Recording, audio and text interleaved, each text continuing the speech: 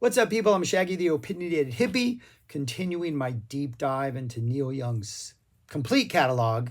Um, every Friday, I'm dropping an album review going in chronological order of the albums. And then between Fridays, I'm kind of filling in sort of archival live releases that didn't get dropped until the last past decade. And in this instance, an album that was actually recorded after the album I just reviewed, Tonight's the Night, was actually even recorded after the album that came out after that, but was not released until 2020. So officially, this is Neil Young's 42nd studio album, but chronologically, if it had been released shortly after it had been recorded, I think it would be the 7th, possibly the 6th. Because it was, you get Tonight's the Night recorded in 73, but not released. On the Beach is recorded in 74, or at least recorded mostly, and then released in 74. Then this is recorded after On the Beach is recorded, but never released. And then Tonight's the Night is released, and then Zuma comes next. So this album, as an album, pretty much disappears for decades, 36 years, 46 years. Yeah. And 44. Some of the songs have been released, were released, kind of redone on other albums. American Stars and Bars has some songs. The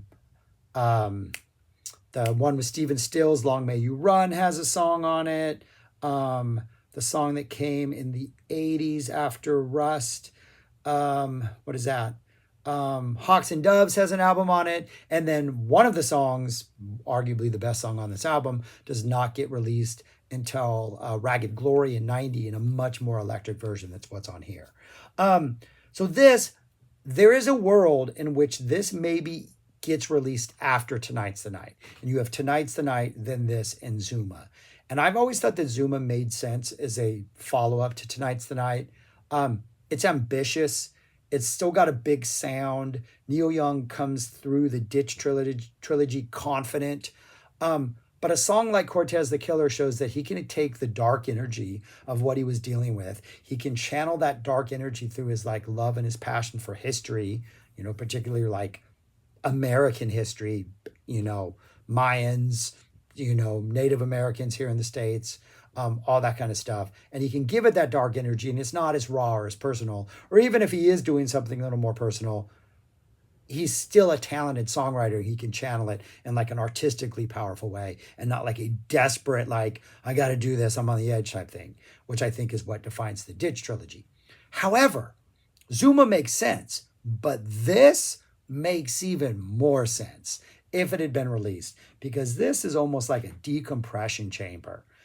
Starts off pretty low key. There's really only one song that tries to hit hard at all. There's a weird little song in there that is a nightmare, essentially. It's Young retelling a nightmare I think he actually had. And that makes sense. You've gone through these 3 albums of detailing your personal life and the falling apart of America and all this horrible stuff. You're going to have nightmares.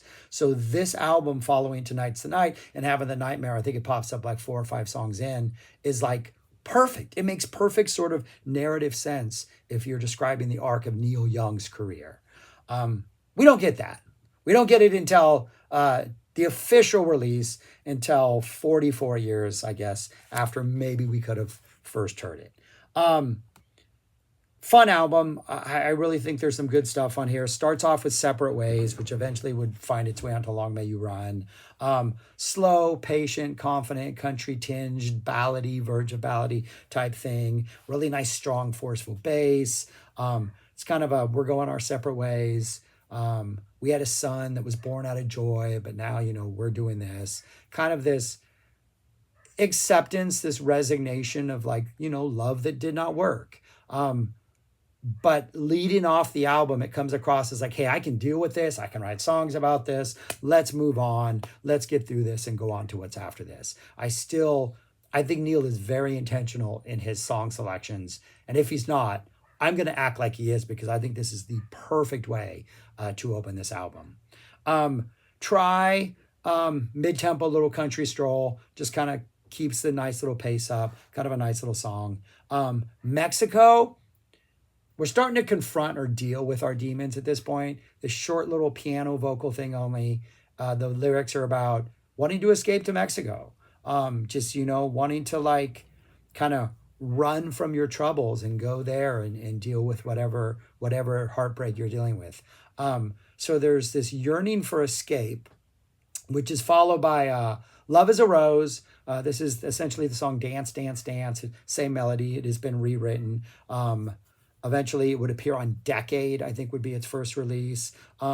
Just a really nice, awesome country melody, kind of uplifting, kind of like pairs well with Mexico, like this desire to escape, but then like, hey, I can now just pop out this absolutely beautiful country song. Linda Ronstadt would take this song and make it huge. Just nice, full, funky, like country acoustic sound. Just a great listen. Homegrown, it's about homegrown, and it's one of the weirdest, little funkiest, little stompiest, little kind of songs on here. Some really nice slide work by Ben Keith. This would eventually appear on American Stars and Bars. It's got a nice little bluesy, jammy feel. Kind of reminds me of something you might hear on one or two, the first two albums of Little Feat. Just that kind of raw country blues, southern type, funky type stuff. And it's about the homegrown.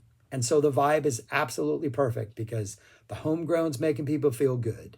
However, the homegrown, if overdone, can maybe lead to nightmares, which is what Florida is about. Essentially a nightmare where I think Neil's in Florida. He's walking through a parking lot. There's a dead couple. He finds their baby. This other woman shows up and says, no, that's my baby. Just this weird, surrealistic thing. The only music is they're playing like wine glasses and plucking on piano strings, him and Ben Keith. Just it's ambient noises. And I wrote something down I wanted to remember about this. Oh yeah, kind of reminds me a little bit of like King Crimson's Thila Hunginji kind of narration, that kind of like, when I saw a man and he had a gun, and a little bit of Half-Baked, like when, not Kenny's the guy who goes to jail, right? The guy that Not Funny Now comic plays, who is like describing what to get. No, he's describing how Killer the dog got killed, and he goes off on this elaborate story that just gets more and more ridiculous. That's kind of what the nightmare feels like, a combination of those two energies. Interesting little listen. And then the song after that, Kansas, is about waking up from a nightmare and being comforted by somebody who's with you, it's a nice little sequence of songs, almost like a little mini concept album in the middle of this album. That's how side one ends. Side two opens up with my least favorite song on here, We Don't Smoke It No More. It's just a straight up hard blues jam. Got some nice solos in there. It fades out at the end like we're in the middle of the jam. It's almost like a renunciation of what just happened at the end of side A, but musically it's a little too aggressive. And there's another song later on that has some good rock energy, but this is aggressive in a way that just kind of doesn't fit the tone of the album. It feels like they're recording a bunch of songs. They decided to have a blues jam, and then they went back to recording a whole bunch of songs that sounded nothing like the blues jam. And it's got its moments, but it is the one song on here I think I would leave off if I redid this album. That's followed by White Line, Robbie Robertson on guitar, Neil Young on guitar, harmonica, and some of the best lyrics on here. Another song about escaping, kind of sounding hopeful, like, I think, what is it? Daylight will soon be breaking. But then there's also this reference to like, the white line has been my friend and helped me get through this. So it's like, there's hope, but is that hope driven by the right thing, or is it fueled by something that's going to result in bad things at the end? It would be redone on Ragged Glory, and it's just the melody of this, the lyrics are so absolutely fantastic. Vacancy, the hardest rocker on here, by far. Awesome main little riff, good guitar energy throughout, kind of lands at the exact perfect spot. Fantastic song. And then probably two of my least favorite songs on here, Little Star, which is guitar, some voice, way too much harmonica, neat little 2-minute ballady thing, and then Star of Bethlehem. Decent song, kind of a country, acoustic rock, very laid back vibe.